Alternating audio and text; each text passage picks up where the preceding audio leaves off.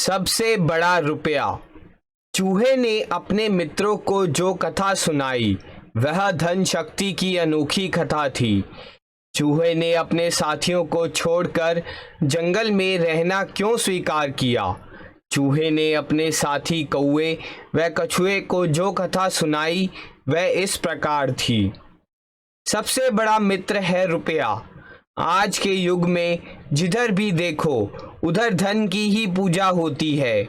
हरिद्वार के किनारे बने मठ के एक साधु ने अपने दूसरे साधु मित्र से कहा, महात्मा, भैरव प्रसाद के पुराने मित्र नीलगिरी जी जब उनके आश्रम में आए थे तो उन्होंने आते ही उन्हें यह बताया था कि धर्म की बात तो कहीं नहीं होती, धन की बात जरूर होती है।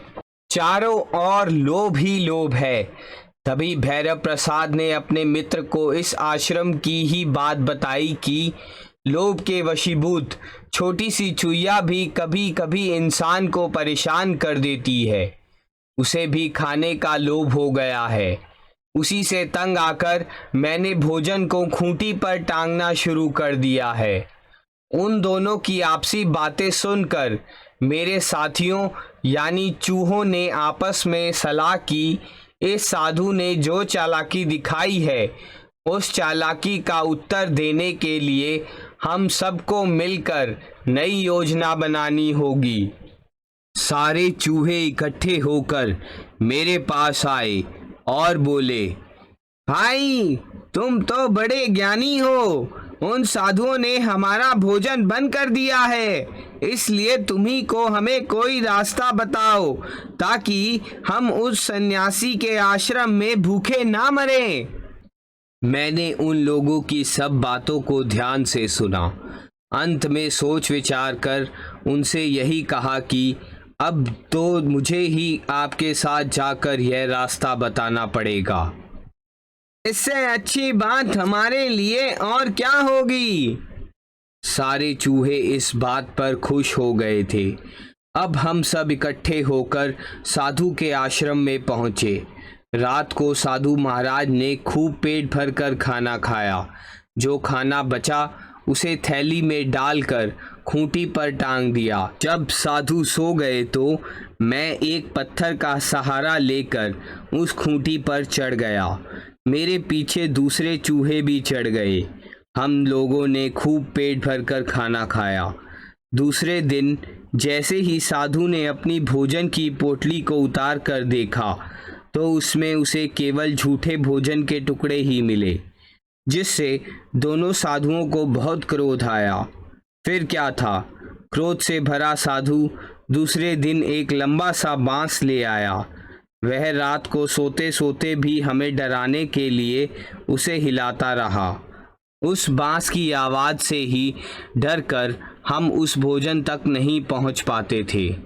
दूसरी रात दोनों सन्यासी आपस में बातें कर रहे थे तो इसी बीच उनका एक सन्यासी मित्र और भी आ गया, जो भैरव प्रसाद का बड़ा पुराना मित्र था। वह भैरव प्रसाद से ज्ञान की बातें करता, लेकिन भैरव प्रसाद का ध्यान बार बार उस बांस की ओर जाता।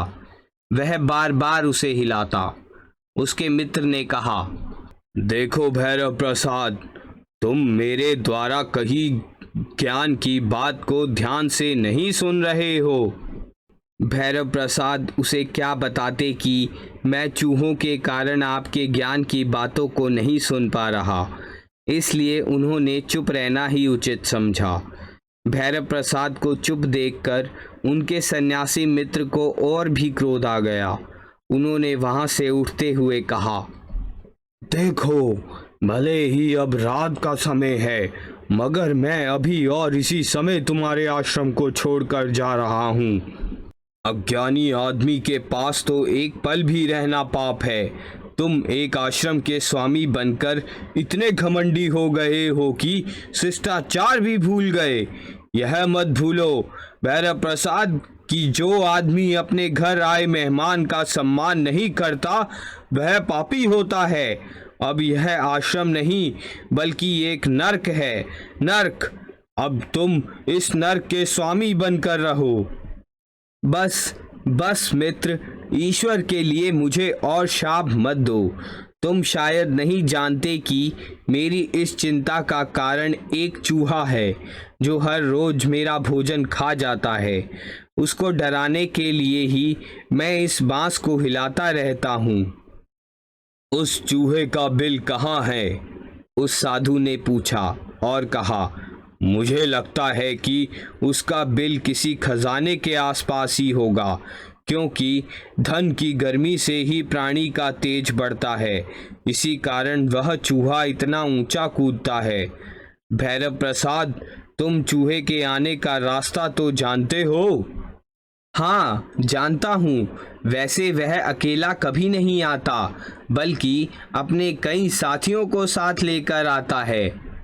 ठीक है, अब हम सुबह उठकर उसके रास्ते पर मिट्टी डाल देंगे, जिससे उसके आने के मार्ग का पता चल जाएगा। मेहमान साधु की बात सुनकर मुझे वह बहुत चिंता हो गई। वह बहुत ही तेज बुद्धि का लग रहा था। मिट्टी डालकर मेरे पाँव के निशानों से वो लोग मेरे घर तक पहुंचना चाहते थे। इससे तो वे लोग मेरे खजाने का पता लगा लेंगे, क्योंकि मेरे बिल के नीचे एक बड़ा खजाना था। मगर मैं भी इतनी कच्ची गोलियां नहीं खेला था जो उनके काबू में आ जाता। दूसरे दिन से मैंने वह रास्ता ही छोड़ दिया। मैंने एक नया ही रास्ता तलाश कर लिया। उस रास्ते पर मैं अपने साथियों के साथ जा रहा था तो रास्ते में एक बिल्ली मिल गई। चूहों को देखते ही वह उन पर टूट पड़ी। उसने मेरे बहुत से साथियों को मार कर खा लिया। बिल्ली को देखते ही सबको अपनी जान के लाले पड़ गए। मैं भी अकेला ही एक दूसरे स्थान की ओर चला गया। उस मेहमान साधु ने अपनी चाल से हमारे खजाने का पता लगा लिया, जिसकी गर्मी से मैं इतनी ऊंची चढ़ाई चढ़ जाता था, और साथ ही मेरा बिल भी छिन भिन हो गए कर दिया। अब उस मेहमान साधु ने भैरव प्रसाद से कहा, देखो भैरव प्रसाद, मैंने तुम्हारे शत्रु को भगा दिया है। अब तुम शांति से सो सकते हो। अब तुम्हें भोजन की भी कोई चिंता नहीं रहेगी। दूसरी रात मैं जैसे तैसे उस आश्रम तक पहुंचा।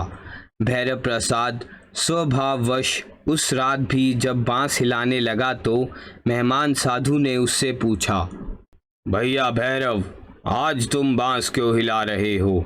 क्या आज भी तुम्हें चूहों के डर के कारण नींद नहीं आती? वह फिर अपने साथियों को लेकर आश्रम में आ चुका है, इसलिए मैं बांस हिला रहा हूँ। दोस्त, अब तुम मुझसे मत डरो, क्योंकि धन के जाने से उसकी उछलने कूदने की शक्ति भी चली गई है। ज्ञानियों ने कहा है कि जो प्राणी उत्साही रहता है या अपशब्द बोलता है, वह सब धन का ही प्रभाव होता है। उस साधु की बात सुनकर मुझे क्रोध आ गया और मैं पूरे जोश के साथ उस खूंटी पर जा कूदा। लेकिन उस साधु की बात सत्य सिद्ध हुई। मैं वहां पर पहुंचने से पहले ही धड़ाम से नीचे आ गिरा। मुझे इस प्रकार गिरते देखकर साधु बोला, देखो भाई, धन से ही सब बलवान बनते हैं। बिना धन के तो यह चूहा भी अपनी जाति के दूसरे चूहों जैसा हो गया है। अब इसकी शक्ति समाप्त हो गई है। इसलिए दोस्त, अब तुम इसकी चिंता छोड़ो और चैन से सो जाओ। उनकी बातें सुनकर मैंने यह जान लिया कि निर्धन होकर जीना बेकार है। चाहे प्राणी में और कितने ही गुण क्यों ना हो, यदि धन ना हो तो सब गुण भी बेकार हो जाते हैं। उसी रात से मेरे बचे खुचे साथियों ने भी मुझे बेकार समझ लिया। उन्हें पता चल गया था कि मेरी शक्ति बेकार हो गई है, इसलिए मेरा सम्मान करना छोड़ दिया। सब लोग मतलब के साथी हैं। मैंने उन स्वार्थी लोगों का साथ छोड़ दिया और सोचने लगा कि मेरा भी क्या जीवन है। जब तक मैं उनकी मदद करता था, वे सब मेरे आगे पीछे घूमते थे। सब मुझे चाचा सरदार कहते थे। अब सब ने मेरी ओर देखना तक छोड़ दिया। धन की शक्ति का मुझे अब पता चल रहा है, इसलिए मैं भी हार मानने की बात को भूलकर फिर से धन को पाने की बात सोचने लगा हूँ। मुझे पता था कि उस साधु भैरव प्रसाद के आसन के नीचे धन की एक थैली रखी रहती है। यदि मैं उस थैली को किसी तरह से निकाल कर ले आऊं तो मैं फिर एक बार से धनवान बन जाऊंगा। मेरी खोई हुई शक्ति फिर से वापस आ जाएगी। निर्धन को भाई, बंधु, मित्र सभी छोड़ देते हैं।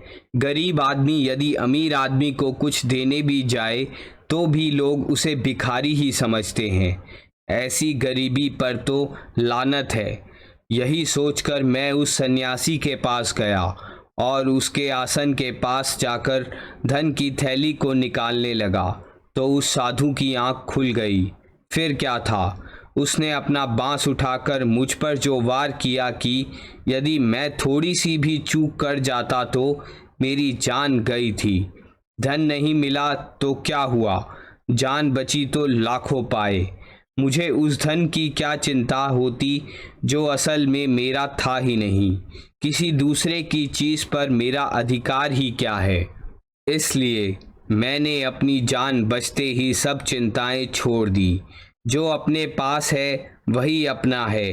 दूसरे की ओर झांक कर देखने का क्या लाभ है। मित्रों, भले ही मैं साधु का धन लेने में सफल नहीं हो सका, परंतु मुझे इतना बड़ा ज्ञान का खजाना मिल गया जिसे ना कोई चोर छीन सकता है, ना वह कहीं गुम हो सकता है। उन ज्ञानी साधुओं ने मुझे यह सारा ज्ञान प्राप्त हुआ, जिसके कारण मुझे तुम्हारे जैसे अच्छे मित्र मिले हैं। आज मैं जो कुछ भी हूँ केवल उन ज्ञानियों की कृपा से ही हूँ। धन मेरे पास नहीं पर ज्ञान तो है। चूहे की सारी कहानी सुनकर कछुआ बोला, मित्र, तुम्हारा मन शुद्ध था, तुम ज्ञानी थे, तभी तो भूखा होते हुए भी इसने तुम्हें रास्ते में नहीं खाया। बुद्धिमानों ने कहा है कि धन को देख, जिसका दिल ना मचले, सुख दुख में जो एक सा रहे, मुसीबत के समय दोस्तों के काम आए, वही सच्चा सा ज्ञानी होता है। उसी का सब सम्मान करते हैं। प्रभु की नज़र में भी वही लोग अच्छे होते हैं, उन्हीं का कल्याण होता है। तुम्हारा जो धन गया उसकी चिंता क्यों करते हो? उसे भूल जाओ, समझो कि वह तुम्हारा नहीं था। चिंता छोड़ो, आओ हम तीनों मित्र मिलकर आज से अपना नया जीवन शुरू करते हैं। मित्र से बड़ा धन और हो भी क्या सकता है। इस कहानी से हमें यह शिक्षा मिलती है कि जीवन में वही आदमी सफल होते हैं जो ज्ञानियों और बुद्धिमानों की संगत में बैठते हैं। धन में उतनी शक्ति नहीं जितनी ज्ञान में है।